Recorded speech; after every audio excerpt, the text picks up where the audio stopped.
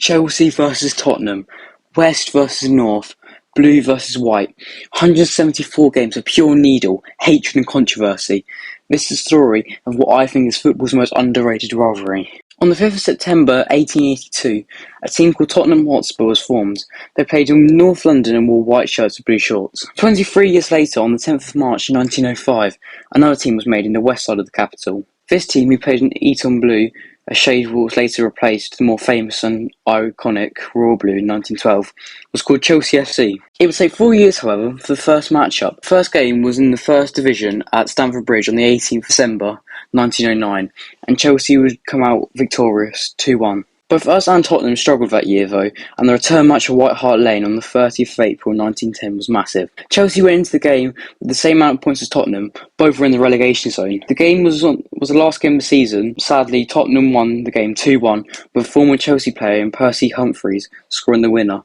We went on to get relegated and Tottenham stayed up. However, despite this, and both teams being local to one another, the actual rivalry sets back to the 20th of May 1967. This was the day where the 1966-67 FA Cup final was held, and it was between Chelsea and Tottenham at Wembley. And Tottenham, at the time, was the biggest thing an English team could win. It was the first FA Cup final to be played between two London teams, and got the nickname the Cockney Cup. Tottenham came out victorious, beating Chelsea 2-1 after a late Bobby Tambling goal was too little too late to rescue a replay. This was Tottenham's fifth FA Cup and third one of just that decade. At this point in time, it was a one-sided rivalry trophy-wise, with Tottenham having multiple cups in two leagues, something they haven't been able to win since the 50s, compared to our one league. We got our own back though, winning the FA Cup against Leeds a few years later. A few years later, in 1974-75, the rivalry was to erupt as both teams once again fought for relegation, just like 50 years before that in 1910. We went into the game 1 point ahead of Tottenham, who were in the relegation zone. It was the 40th game of 42, and sadly, once again, it was Tottenham who reigned supreme, winning 2-0.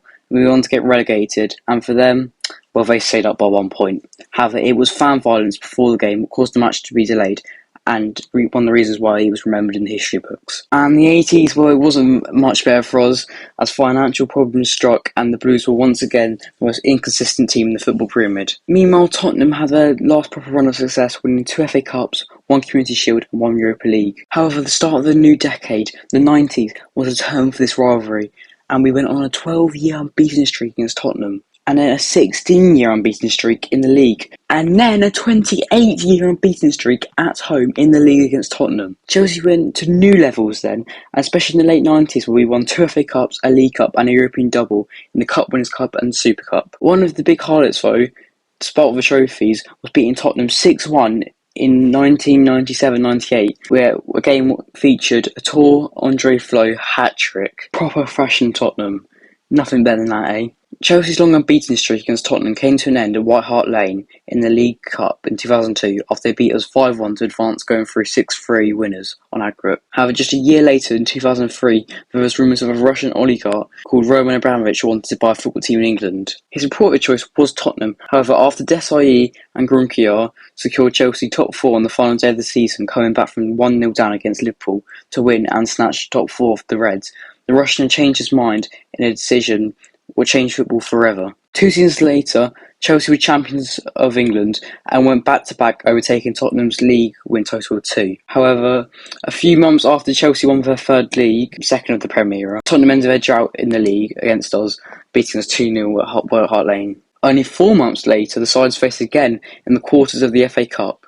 Tottenham were 3-1 up after 36 minutes, but Frank Lampard got his second of the game, and then a Kolu equaliser in the 86th minute earned us a replay. However, this tie wasn't only known for football, as after 10 fans were stabbed as Chelsea and Tottenham fans clashed in the streets of West London. Luckily, no one was killed, and the police did make several arrests. Goals from Shevchenko and Wright Phillips earned us a 2-1 win in the replay, and we went on to go win that FA Cup, beating Man United 1-0 in the final, thanks to an extra time winner by Didier Drogba. A year later, us two clashed again, this time at Wembley in the League Cup final, where Tottenham defeated us 2-1 to win their first trophy for 18 years, and since haven't won anything else. Since then, both teams went their ways, as Chelsea continued to win doubles in 2010 with the Premier League and FA Cup, and in 2012 adding a Champions League to the trophy cabinet, becoming the first London team to do so. It was reported throughout his legendary stint at the Bridge, Roman Abramovich refused to do any business with Tottenham. However, he did strike gold in 2013 stealing Willian off Spurs in a last-minute deal. The Brazilian had completed a medical to sign with Tottenham,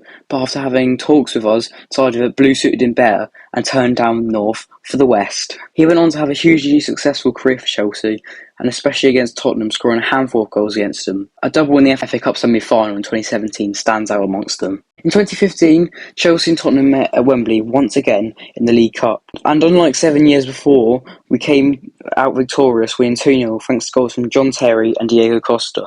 This trophy allowed us to pass Tottenham in number of honours won. We also went in to win that league that season, completing the double. And the season after that, the rivalry went to a whole new level, with Tottenham having a chance to win their first league title for 55 years. But they had to beat Chelsea at Stamford Bridge. Anything less would hand less the title. This game was a classic, with Tottenham taking a 2-goal lead thanks to Kane and Son. But in classic Tottenham fashion, they bottled it. Gary Cahill got one back before Eden Hazard's epic equaliser. Tottenham lost their heads, resulting in 9 yellow cards to them and 3 for us. Somehow, no red cards. Both clubs faced charges, and Moussa Dembele was later given a 6-match suspension. The game ended with a scrap on the touchline as the players entered the tunnel. This game was known as Battle of the Bridge, and still to this day is one of the great Premier League games of all time. The next season, Tottenham would fall short again, despite beating Antonio Conte's Chelsea at White Hart Lane and in a 13-game win streak.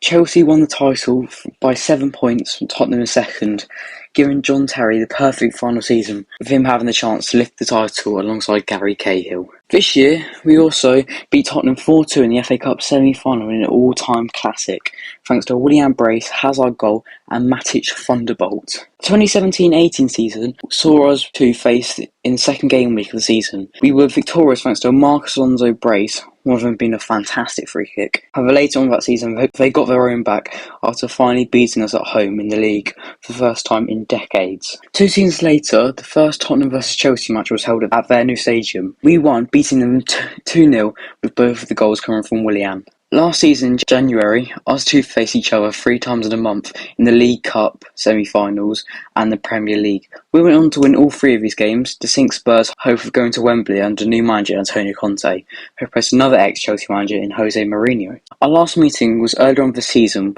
where we drew 2-2 at the Bridge, or saw Tommy Tuchel and Antonio Conte clash on the sideline after a fiery game when Andy Taylor completely forgot how to referee, costing us 3 points.